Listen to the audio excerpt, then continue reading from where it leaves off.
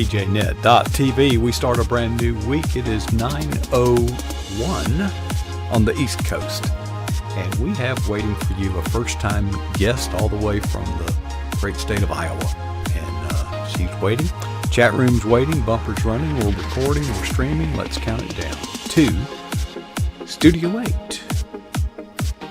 Starting now.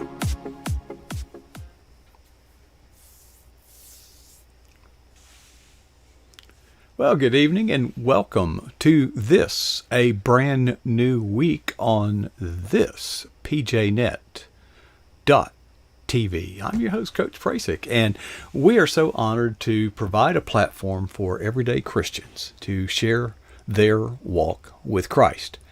And it is especially gratifying to have a first-time guest, and I lost count, but I'm going to estimate 261 different guests have appeared on this or a screen like it, and waiting to enter the stage is Mary Potter Kenyon, who comes to us from Iowa. And Mary, folks, you don't know how patient Mary is. We were trying to arrange a little test run, and how many times did I reschedule it? 3? 4? 3. Okay. 3. Did you ever get to eat dinner anywhere in there? I did. Okay, well, forgive me. Mary, you have been very patient, and I appreciate it. But hopefully it is worth the frustration because everybody has a story to tell. What's yours? Well, you asked me earlier what my off camera, what my Christian, what was God doing in my life right now, and I am so excited to talk about not just my writing, but I was widowed in 2012. I was 51 years old, and I had 4 of my 8 children still at home. And so I was alone for 9.5 years, and I really didn't know who I was outside of a wife and a mother. But thanks to God and what He did in my life, I discovered a purpose and a passion. I became certified as a grief educator. I founded a grief conference. I founded a writers conference. And yet I was still alone and was very, very lonely. The pandemic kind of did me in. It was really difficult to realize how lonely I was during that time. But what God did in my life is in 2018, He told me to pray for my future husband. And when I heard that, not pray for a future husband, but pray for my future husband, as if he was going through something tough. So that was 2018, and I obeyed. And 3 years went by, and I had written down that prayer. And then the pandemic hit in 2020. And with that loneliness, I wondered where that husband was that God had promised me. And lo and behold, last year, in 2021, I met a widower, and he had lost his wife in 2018. And when we connected, immediately, it was as if God had switched a switch on, and I felt like I was alive again. And like this man and I, his name is Nick, could talk about anything. And we both felt the same way after a 2-hour date when all we did was hug each other goodbye. And it was just like amazing. 6 weeks later, we were married because we had loved and lost. I think we both knew that when God brought somebody into our life like that, we wanted to not waste even a minute with them. We started each date with prayer. We start each day with prayer, and we are in awe of the difference in what a marriage can be when God is in it from the start and when we invite God into it daily. So that's kind of it in a nutshell of what God has done in my life just in the last year. This amazing relationship and that loneliness solved through this person who is somebody who I feel as if I've known him my entire life. Now, I have a question. You got this word from God to pray for your future husband. That was back in 2000, whatever. It was 2018. I will 18. tell you, I struggled with that because I didn't dare believe that there would be a future husband. I had been Mm-hmm. alone for over 6 years by then, and I struggled, and I would not. The first day I heard it, I did not obey, and then God would not leave me alone. I kept feeling pray for him, and it was a very urgent request. Pray for him, So, did you and ever compare notes with Nick?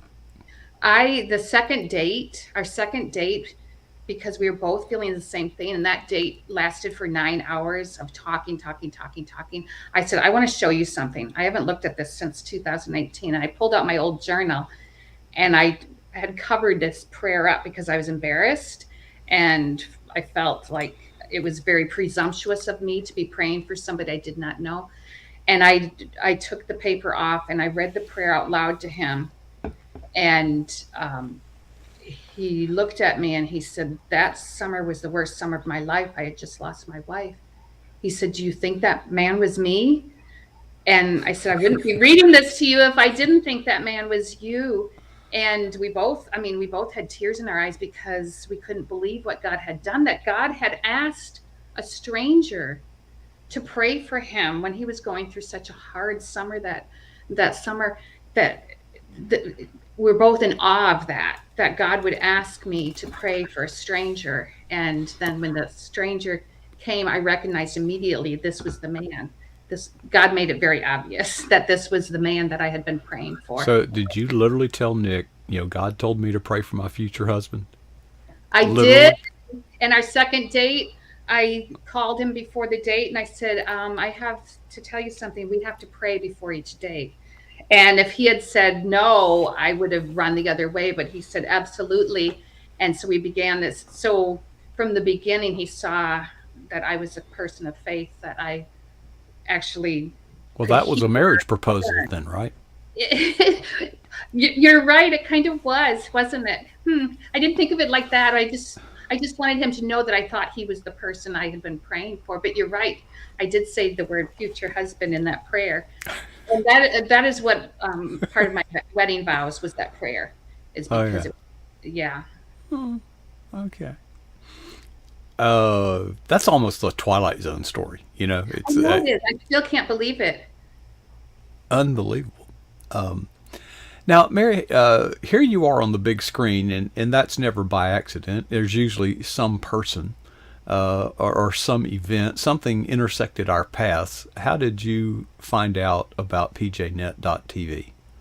I've had a couple of friends who God brought into my life who have been on your show before. One of them was Joy from Des Moines area, and then another was just recently David LaBelle, a photographer. Both of those people have been in my life in some way. I think PJNet's going to have to open a branch office in Iowa. I think so.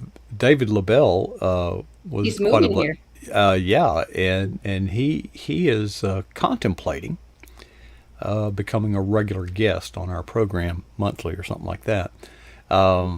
If the Lord leads. I don't try to talk anybody into anything because I have this principle: if I can talk you into it, someone else can talk you out of it. But if God talks you into it, that's a good idea.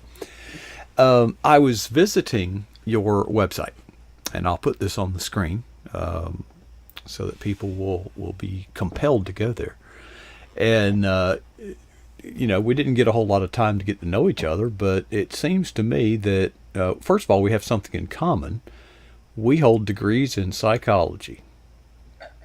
Yep. My kids used to say, what a worthless degree, Mom. I have 8 children, and when they found out I had a degree in psychology, it's like, why psychology? And I says, I've always been fascinated by what makes people do things, or what makes people tick, and just digging into the reasons behind things, and and research. I just have always been fascinated with that. But I told them I utilize my degree in raising children. I mean, not just that. It's good for dog obedience training too. Yes. Yeah. I concur with your children as a worthless degree. What amazes me, and tell me how you feel about this looking back. I was taught some real crap back then, completely pagan, void of any spiritual significance. How do you reconcile that with your spiritual life today?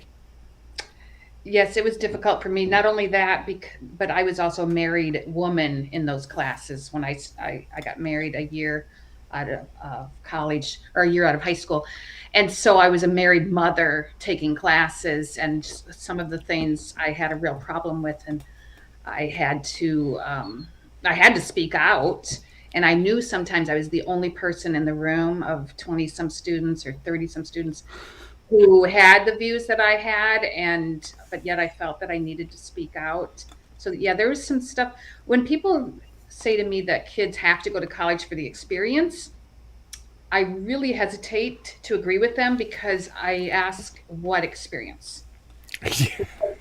Because some of the professors were very, very liberal and Oh, yeah. very and pushing their views on things. And so, exactly what experience is it you want your children to have? Maybe at a Christian college, or maybe if their child is well prepared. But I was not well prepared. I came from a family of 10, very conservative, very innocent, very naive. And I felt like I was thrust through the gates of hell sometimes. Yeah. And it's not that the college was so bad, it was just some of the things that I was exposed to. It's like, whoa.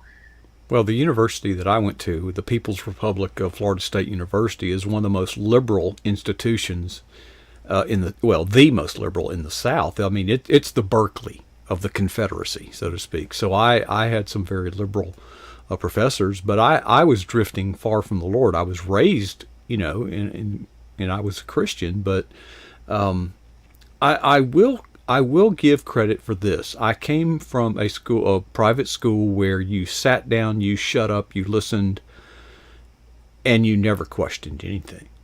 You did what you were told. And college gave me freedom to question things, and I think that can be healthy within boundaries. Within boundaries, okay. It's okay. I can have a conversation with a person who is angry at God, who questions the authority of Scripture, because I can relate. I can draw on that experience that if the truth is the truth, it will bear scrutiny. It'll stand up to scrutiny. So that was one good takeaway, and the other one was critical thinking, which borders on skepticism. Just because you see it on the internet doesn't make it so. And just because two things are correlated doesn't mean that one caused the other. So I learned to filter all the stuff out there and critically analyze it, to synthesize it into my own opinion, but I still recognize it is, at best, an opinion. The only authoritative truth is the Word of God. It's the absolute authoritative truth. Anything that deviates from that is therefore untrue. Anyway, all right. I'm preaching now. It's your turn to talk. I went to your website and found out that you and my wife would really get along. You do this craft. You have some hobbies. Well, my biggest craft is writing, of course, but during the pandemic, I kind of branched out into, I don't know. I kept bringing art supplies home. There was something about being isolated that, like, I wanted to go back to my childhood interests of painting, and so I was doing some collaging, and I don't consider myself the same type of artist my mother was, which was, she did wood carving and painting and made quilts and teddy bears and everything. For me, I like to play, I guess. So I like to play with paper. I like to play with paint. But the craft that I have honed since I was a teenager is writing. So that is my favorite. That's where my creativity lies, I think. Speaking of collages, behind you I see two, and you Yeah, don't have to go get them down. But what's going on with those? I will tell you what those are, because one of them is the actually, I took, when my mother passed away, you know how you end up with all these little pieces of things that you don't know what to do with. she had little medals, and she had so many. And I ended up taking that home because it was little pieces of things that she, and newspaper clippings about her and that. And during the pandemic, I made a this collage of those things because I thought, what's the point of having her magic pencil? I call it a magic pencil, but because it was a pencil I found in her workroom that I knew she had drawn with. What's the point of having that in a drawer, or the little medals, or the newspaper clippings? Because I'm not enjoying them in a drawer. So I actually put them on, and it was a very brave thing for me to do because I thought, what if I ruined these things? I'm putting Mod Podge on top of them. I'm Hmm. putting paint underneath them and gluing them to the board. But now I have it where I can see it all the time. It's a reminder of my mother and her creativity, and it just makes me feel good, and I smile. And my kids thought it was kind of like dorky or something, but to me, it makes me happy. And it's pieces of my mother. And then the other thing is a vision board, which I do as a spiritual vision board, and I do workshops on it because God asks us to envision our future. And so sometimes you'll hear vision boards where people do vision boards, and it's as if what you put on the board is going to come to you. That's not what my vision boards are. Mine are spiritual vision boards where we are asking God, what is it in my heart? And we're going through magazines, and you're drawn to the blue butterfly, or you're drawn to the mountains, or you're drawn. So I've made several vision boards, and now I do classes on them. So the first vision board I did, there was a lot of pictures of nature that I was drawn to, and I realized I really needed more nature in my life. And so that's those are two different creative things that they just make me feel good hanging on my wall. And there's something I made, and I don't care what they look like so much as what they make me feel like. And that's what I do for workshops. I want people to have fun with things and play again. Speaking of creative, you have more than one book, but the book that you apparently cherish the most, the one you want to talk about, and we only have, we got a couple minutes, called To Be Creative. Now that's an unusual Christian theme, isn't it? So there's science behind creativity, that we all are designed to be creative. So there's science behind it. So there comes my psychology degree. I did a lot of research looking and delving into creativity. And I love, love, love when my research shows that science proves Ah, something that my faith believes, that I It believe because of my it faith. generally does. Well, Yes. yeah. So God is the ultimate creator, and He created us to create. And what that doesn't mean art on the wall. It means He created us with a purpose and a passion that He built inside of us, and He wants us to use that so that we create a life that will be His masterpiece. And so that's the basis of that book.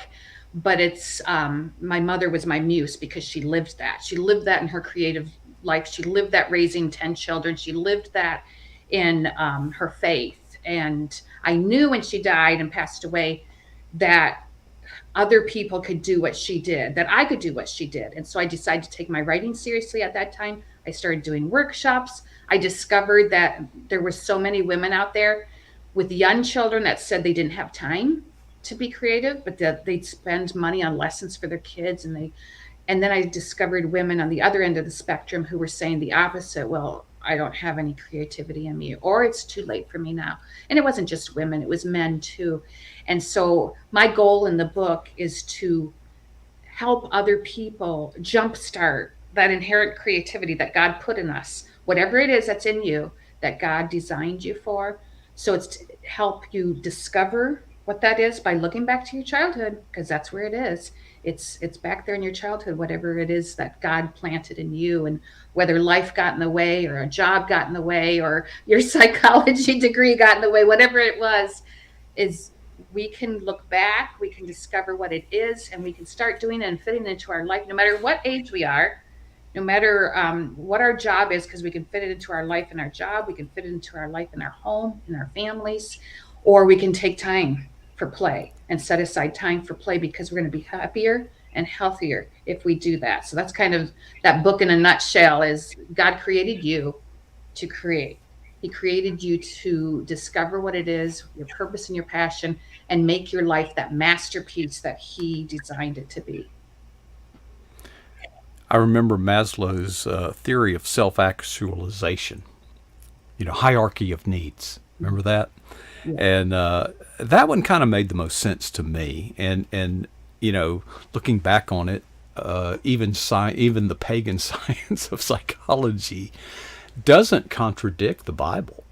It may challenge it, it may ignore it, it may try to avoid it, but the fact is, it underscores that we are created with a purpose. We are. I didn't buy into Nietzsche's existentialist, nihilist theories that this is it. No, this is not it. There's more to life than just existing. And well, I'm glad you did that work. Well, Mary, we're out of time. I wish we had some more, but Mary, you are a blessing to us, sharing your story the way you have. And we appreciate you sharing your story here on pjnet.tv. You're welcome to come back anytime God leads you. We'll keep the light on for you. All right. Thank you so much. Enjoyed that. Well, folks, that is just getting started. Hey, let me show you something. Help me decide. Been working over the weekend and added 5 new cameras to our studio. And I thought, well, here, let's look at this one. Well, no, wrong mouse. Sorry. And that's the view from overhead here at the PJNet Eagle's Nest, our broadcast facility, looking directly from the ceiling. You see, anyway, that is, folks, we're pouring it on, and I want to say thank you to all of you who have been involved in PJNet's growth up to this point, and we got a long ways to go. In just a few minutes, at the bottom of the hour, Casper Stockham will be joining us from the great state of Colorado, and I already know what he's going to talk about, and I bet you do too if you're at all familiar with what he does. And so we're looking forward to seeing him. I'll be welcoming him in a few minutes. While I'm waiting on him, or while we are waiting on him, I've got some work to do, but I have a homework assignment for you to do. And it's just real simple. Ask yourself 2 questions and be honest in your answers to yourself. What is the boldest thing that you've ever done for Jesus Christ? Second question. When was that? The challenge is to never be satisfied with either answer.